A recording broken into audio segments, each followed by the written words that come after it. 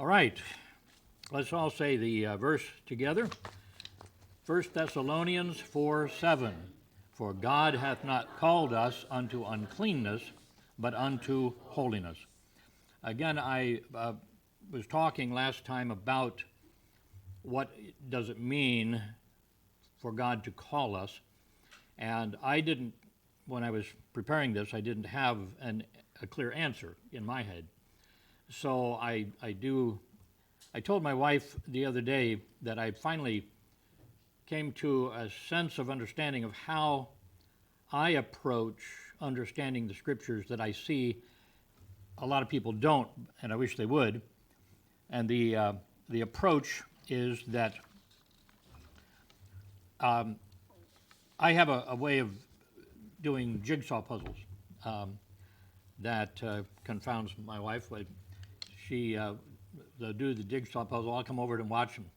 She said, I can't find this piece. So I take it and I take the box with the picture and I just look at the piece and see where likely that would be. You do that? And then I say, well, it goes right there. And sometimes she has the ones around it, but it goes right there. Otherwise, you have to build up to that because that's where it'll be going.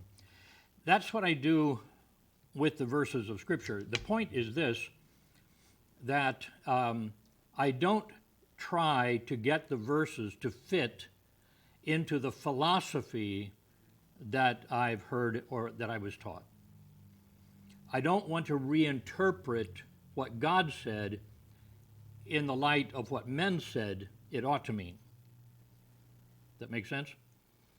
So what I do is to go through the Scripture, and I have the online Bible that has a search thing, and I can search for the Greek words, I can search for the Hebrew words, and because it all happens by number, and I look for phrases and so on, and I read every time it's used in the Bible, and ask myself, what is he talking about here? What does it mean here? And by the time I'm done, I have a clearer picture, rather than just look it up in a commentary and say, well, that's what the old guys say, so it must be true. They were influenced, as I was influenced in my studies, by the other people. So I let God define it. And that's what I did with the call of God. So here on the third pew back, the first full pew, I have the list of all the times that the call of God is used in the New Testament and emphasizing what it means. So I put it all together for you, if you were interested in following that. So here's our review. Roman numeral 1, the personal relations to the Thessalonians. We're now in Roman numeral 2, practical instructions in doctrine and life.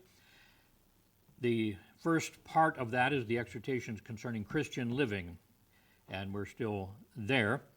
The exhortation to advance in God-pleasing conduct, growth, maturity. The exhortation to sanctification, holiness. The exhortation to brotherly love and ministry, serving, working. And we saw under this the commendation of their love, that they were doing a good job. The exhortation to abounding love and industry, hard work. Under that, the exhortation to further abounding in love, and then the exhortation to be industrious. Verses 11 and 12, I wanted to put the verse in here. So do I have that on the next page? Yeah. No, I didn't do that. All right, I put it in here. And that you may study to be quiet and to do your own business and to work with your own hands as we commanded you, that you may walk honestly toward them that are without, and that you may have lack or need of nothing, or have need of no man. Now, the idea here is that he's beginning to talk about evidently some people. He's going to be a little clearer later on, but some people who were got excited about the Bible doctrine, and particularly to the Thessalonians about things to come. what we call today eschatology, from the Greek word eschatos, meaning last things. And what he's saying is, God wants you to learn the Word of God. He wants you to be excited about the second coming. He does not want you to sit on the mountaintop in a rocking chair and wait for it to happen. This is not the way God wants you to do this. He wants you to be working. This word study, we said, is actually a word to be ambitious, the way it was used in the time, to be ambitious, to be ambitious for honor, but in this case, the Christian is to be ambitious, to be quiet, enjoy some quietness, to do your own business, your own work, and to work with your own hands as we've commanded you. Working with your hands does not necessarily mean doing carving work like Gary does, or things like that. It means you do your personal labor. All right, then the contents of the exhortation and the reminder of such past charges. He says, as we commanded you. Now we come to the reasons for the exhortation, and the exhortation to be industrious. And we come to verse 12, the first part of that, the testimony to the unsaved, that ye may walk honestly toward them that are without. Without here means outside. The main reason God, and let me say this before I get into that. God has pledged that he will supply our needs. And that's not metaphorical, it's real. That is, if you're in a situation where you can't provide for yourself, he will arrange things so that you can be supplied, your needs, not everything you want. We need to recognize that we don't work to supply our needs, we Christians. That is slighting God, saying God can't do it, so I will. That puts an entirely different spin on you going to work. And Christ is quite specific about this. He says, just look at how God takes care of the things that don't take care of themselves. The birds in the treetop singing their song, he feeds them, and the flowers that don't work, and he clothes them beautifully. And my son took off for a vacation for a while, so he brought over his, must be 5 or 6 pots of flowers that need, be cared for. And so we have a deck now full of beautiful flowers. It's just wonderful to look out there and see all these colorful things. And, God just takes care of them. The point of that is, and he appoints us to take care of them too, like he did Adam to tend the Garden of Eden. We're part of God's supply. Now, if God's going to take care of us, why do we work? And the answer here that he gives first is that the main reason God wants us, Christians, to work is to put us into relationships with the world around us, that we may show our Christian testimony. They don't get to see a Christian testimony from anybody but Christians. And hopefully they do see a testimony from Christians. Mother asked, what did the kids at school say since you got saved last Sunday? He says, oh, they don't know.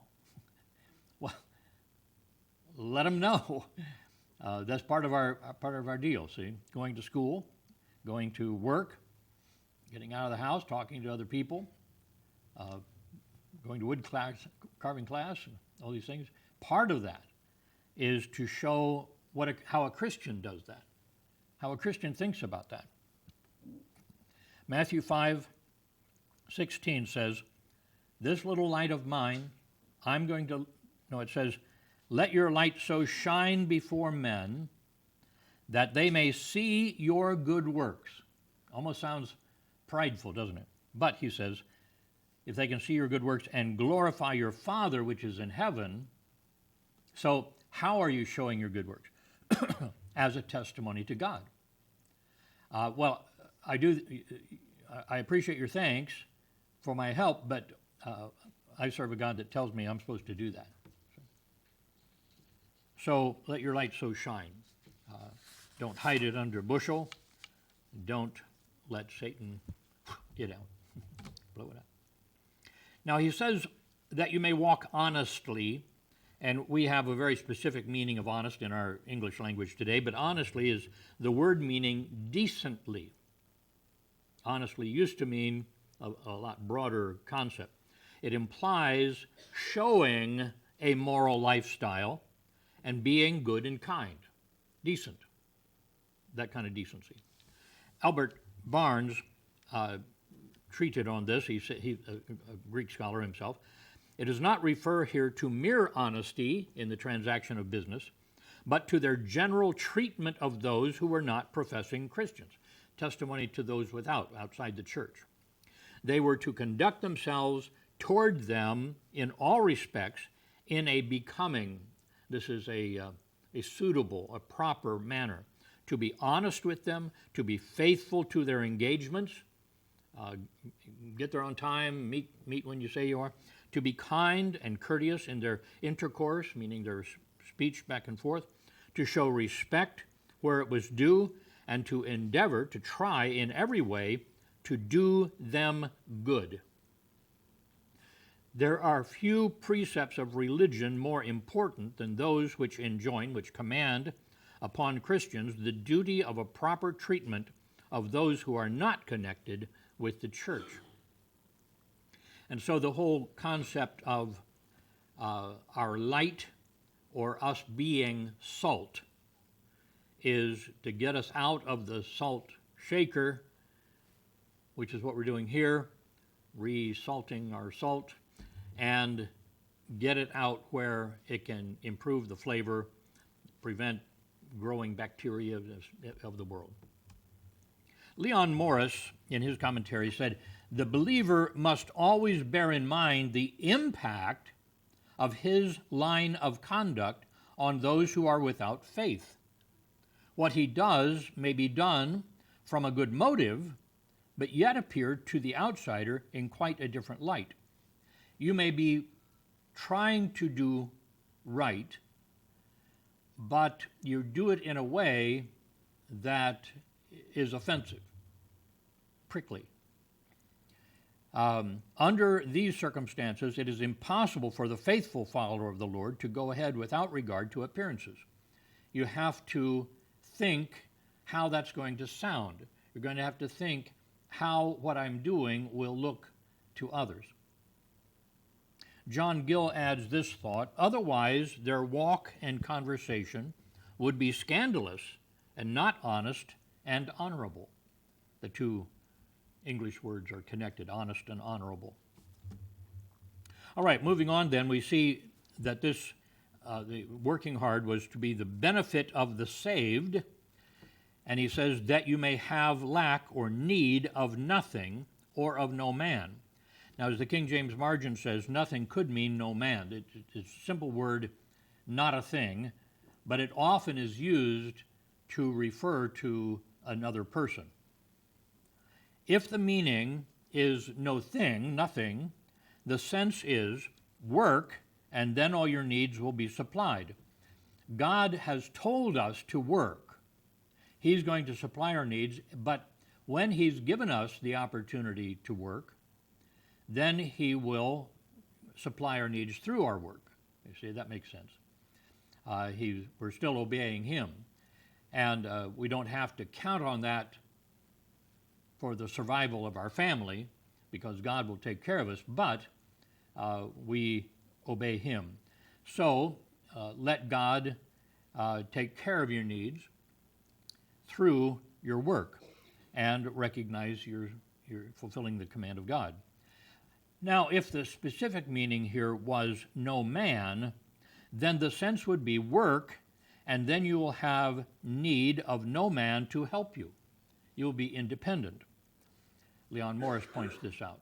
Now, independent, of course, doesn't mean of God, but it means that you will count God's leading to this work to be that which will supply your needs. You don't have to go outside. My father was like that. We never had lots of money, but he was very careful that that he was working to supply the needs of our family, and this included some vacation time and so on, as well as food and housing and so on, clothing. I think I got that from him without ever having to study it out from the Scripture, that we should try to be self-sufficient, not dependent on everybody else. Now, when all those props are taken out from under you, then obviously we ought to be depending on others, because that's what God says, that others, God may be doing a Job thing on you that actually is greater than you can bear, and then God is calling other brothers and sisters, to come and help. But I remember my son John came in from play one day, and I said, well, you about ready for lunch? He said, oh, I had lunch. I said, where'd you have lunch? He said, over at the school. They're giving away lunch for free. I said, don't ever do that again. I wasn't afraid of their food. I said, that's a charity thing. We don't do charity. See? Brother Jeb Porter just found out that his disability has been approved, and he got the information that money will be coming in. They'll have a nice lump sum back payment that will take care of paying the lawyers, who evidently sat around till he called them. If you lawyers are listening to this, then I'm sorry. All I could tell was you were waiting for him to call, and then you'd ask about it. So, but they get several thousands of dollars for that intensive work. The other thing is that all of his loans and so on are going to get paid off. But when he first heard about this, he says, I don't want the government giving me things and therefore owning me. And they said, no, this is your Social Security money that you put in. He says, okay, I'll do that. That'd be fine. But we were just a little cautious about that. Now, that whole, my wife and I are receiving money from Social Security now, but that's money that was put in there. Adam Clark told this story. This might be a story you want to share with somebody sometime. Hatem Tai was an Arabian nobleman who flourished sometime before the Mohammedan era. Now, in Adam Clark's era, it was not called Islam, it was called Mohammedan, from Muhammad. He was reputed the most generous and liberal meaning giving out, man in all the East. One day, he slew 100 camels and made a feast. Can you smell camel steak on the grill?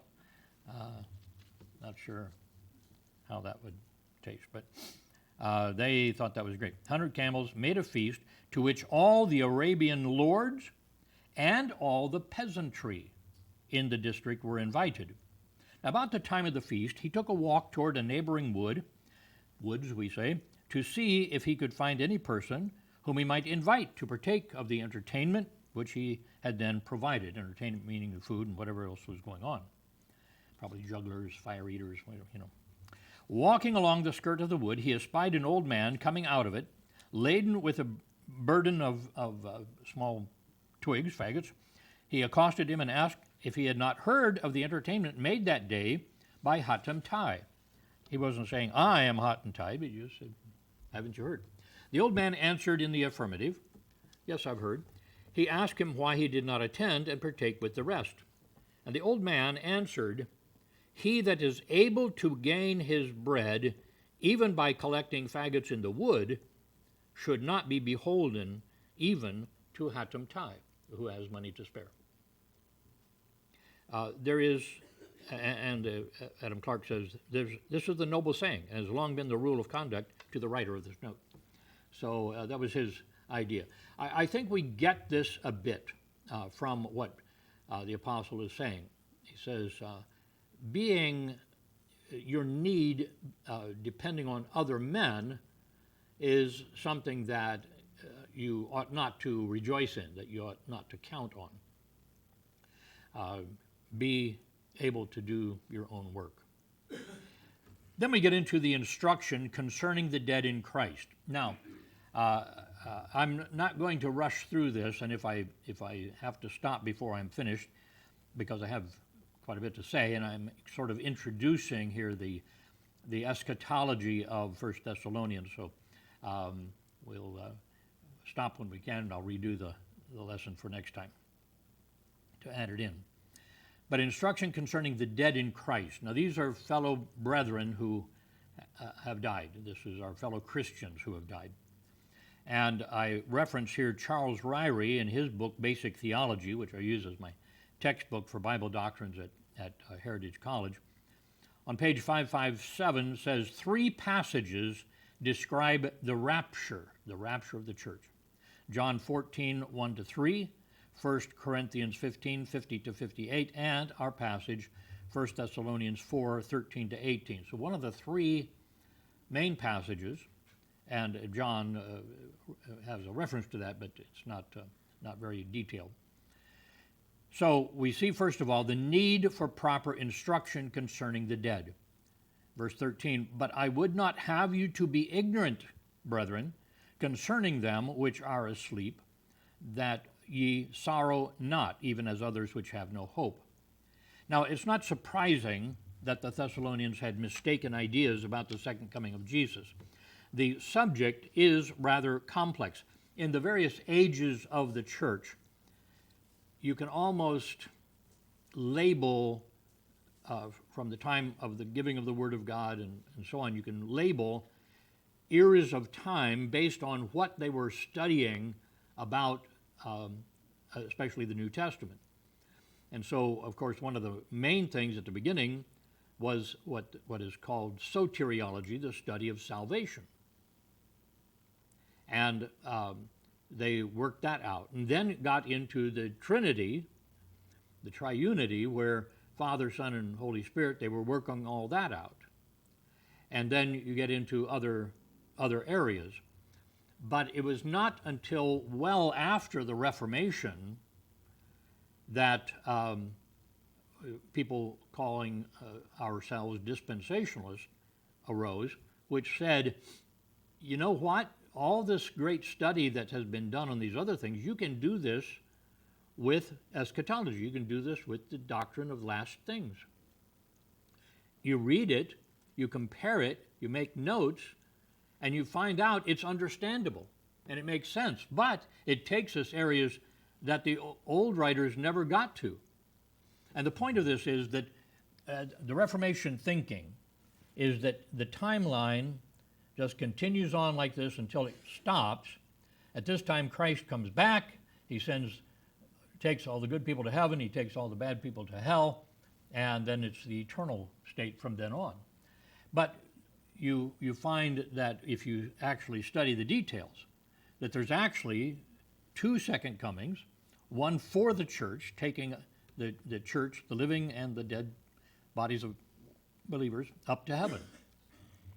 Then there's a tribulation period, and at the end of that is the second return, where he comes physically to the earth, where the rapture he comes to the air, not to the earth.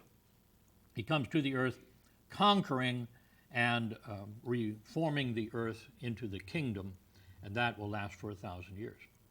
So all of those details, which are given quite specifically, but only if what the Reformed people said, well, that's so contradictory. It must all be symbolic. And so they labeled the book of Revelation the most symbolic thing. And now everybody had a chance to read it and say, you know what that makes me think of? And that was what their commentaries were all about. It's worthless, actually. Worse than worthless, because it takes you the wrong direction. So all of that to say that it's a complex thing, and I recognize that. A lot of people really great Bible students, good with salvation and all that, just kind of threw their hands up, and especially if you're trained in Reformation teaching, which a lot of us were because they wrote a lot of books and all that stuff. But it's difficult. So let's get into this. Would here, I would not have you to be ignorant, is the verb to desire. Young's literal translation does it this way: I do not wish you to be ignorant. I heard about the story of a radio preacher says, I'm ignorant and I'm glad to be ignorant, and I just pray to get ignoranter and ignoranter. Well, you ought to read the Bible, and he says, I would not have you to be ignorant, brother. He wanted to remove their ignorance of God's will, of what God wants, you see, because it is possible to sin in ignorance. Now, the fact that you say, oh, I don't know, it's like they catch the bank robber, and he says, oh, I didn't know that was wrong. Well, it doesn't matter whether you didn't think it was wrong or not. It's just wrong. So you're going to prison, you see.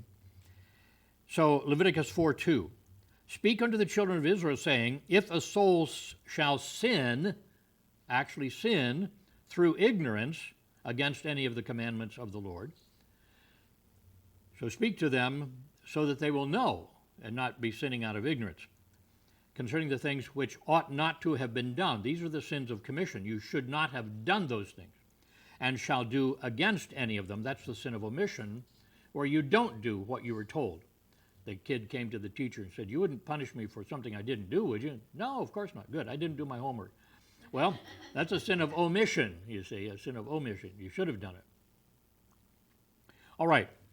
Ignorant, by the way, is the word meaning without knowledge. Not specifically without training and that type of thing, not schooling, just means without knowledge, if you don't know. So not knowing is no excuse. Ignorance of the law is no excuse. Paul would use this phrase several times more.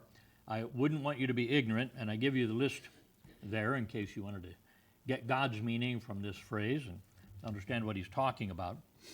But I didn't make a list for this. But take a picture or write it down quickly. Anyway, let's take a steps aside. I have about 7 minutes. So, rapture was a mystery until New Testament times. Now, we're going to get into the meaning of the scriptural word mystery here. I'm reading I've just found out about her name was Roberts, and she was called the Agatha Christie of America, and she wrote in about the 1920s, and so I ordered a bunch of used books on this. I love reading mysteries, and she was really a good writer. But that's not what this mystery means. The Bible has a very specific and defines it in the scriptures 2 or 3 times. So let's look at 1 Corinthians 15:51. Behold, I show you a mystery. I mentioned Ryrie saying that this is a passage that deals with the rapture. Behold, I show you a mystery. We shall not all sleep, dying, be buried, but we shall all be changed. So even the living will be, their bodies will be changed at the rapture, and the resurrection body will be changed and taken up. So here's the definition. I want you to grasp this concept. A mystery in Scripture refers to something that God reveals. It's not something left unknown. It's something that we didn't know before God revealed it, but God has revealed it to man for the first time. So if we just find out about what God has plans, we say, oh, well, that was a mystery. He has uncovered for us what this means. We didn't know it before. We couldn't have known it before because it was in the mind of God. But now he has revealed it to us. That is a mystery. A mystery is what God has revealed that we didn't know before. So what Paul is saying in 1 Corinthians 15:51 is that he's now revealing a mystery. You remember that with the Apostle Paul, that Christ met with him several times. We don't have all details about that, but he refers to this. From time to time in the epistles, he says, and this I give you from Christ, as Christ has explained it to me. So Christ revealed this to him plainly, and now he reveals it to the Corinthians here in this verse. So the rapture was unknown in Old Testament Scripture because the people could go to their Bible, which was the Old Testament, read it all, and never find the rapture. Okay? Now, Dr. Alva McLean was a theology teacher and president of Brethren School up north Indiana, wrote The Greatness of the Kingdom, a great book. I highly recommend it. Find it, read it. I try to read it through every year, not week. Long book.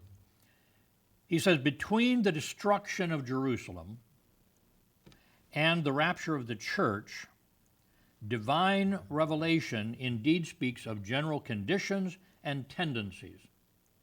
So you can find scripture that makes prophecies that are specifically fulfilled in that period of time. However, he says, but there is no single event by which the church may infallibly locate herself in the ocean of time. Now, what he's saying is, there is nothing that the scripture tells us needs to be fulfilled before the rapture happens. That means that before I finish this lesson, indeed before I finish my sentence, Christ could come and snatch us up. It happens in an indivisible point of time. And so there is no marker for the ending of the church time, and so this was a mystery. Now, this fact makes it distinct, separate, the rapture of the church makes it distinct from the day of the Lord. Now, the day of the Lord, which includes the great tribulation period and the millennial reign of Christ. The actual day of the Lord is when he returns. But by that reference, you can see the situation of the tribulation period, 7 years of tribulation, that happens just before he comes back, and the millennial kingdom, 1,000 years, that happens right after he comes back. So his landing on planet Earth is sometimes spoken of about the tribulation that will be leading up to that and the kingdom after that. So it's not the day includes both. The day is when he comes. So now the Old Testament, that's not a mystery. The Old Testament fully declared the day of the Lord. In fact, the Old Testament uses the phrase day of the Lord, and I looked these up personally, in 10 books and 24 verses, and here they are. This is another one, take a good picture of it if you wanted to study everything that the Old Testament says about the day of the Lord. Here it is. And in the minor prophets, they're saying, you really talking about the day of the Lord, boy, because all they were thinking about was the kingdom. Kingdom, we're going to rule, we're going to be in charge. None of these Gentiles are going to tell us what to do. And he said, what you're not remembering is that there's going to be a tribulation period first. They don't use those terms, but the time of Jacob's trouble and all these words that are going to happen. So here is every 10 of the 10 books, and here's all the verses in which he refers to the day of the Lord. A couple of minutes. The Thessalonians were probably expecting Christ's coming to be in their lifetime, as you and I should be expecting that, and had become concerned when believers died before it happened. Oh, they missed Christ coming and are being taken. W.J. Conybeare and J.S. Howson, Life and Epistles of Paul, said this: they feared that these departed Christians would lose the happiness of witnessing their Lord's second coming, which they expected soon to behold. And so, they've missed out on it, you see. Now, verse 13 says, but I would not have you to be ignorant, brethren, concerning them which are asleep, that you sorrow not even as others which have no hope. Now, let me stop with this thought. Are asleep is used of Christians' death. It's in the perfect tense, indicating a completed action, that an action that happened once in the past and has consequences persisting to the present. So they died and stayed dead. At the present, they are dead. Now, it is passive, picturing that the sleep happened to them. They did not initiate it, it happened to them. Now, we usually say they fell asleep, we're talking about going to sleep, but here it's a participle, the ing kind of thing, as though saying they fell to sleeping. Let me stop there, and we'll pick this up then next. Well, let me just say this, that the metaphor of sleeping for death, why do you use that? It's very fitting to the Christian doctrine, because the believer's body is laid down, covered up, tucked in, and waits until it is awakened, not by an alarm clock, but by the rapture of the church, and the body pulled back together out of the dust or whatever it is, and reconstituted to a perfect body, and we gain that understanding. So we'll stop there and take our own sweet time getting to the rest of that and understanding what it is we're talking about. Here we are. That's it to the end. There we go. 1 Thessalonians 4:14. That's another short one. 4:14. For if we believe that Jesus died and rose again, even so them also which sleep in Jesus will God bring with him. 1 Thessalonians 4:14. So if we believe, and we do, but that's the concept. But thank you for reminding me. All right.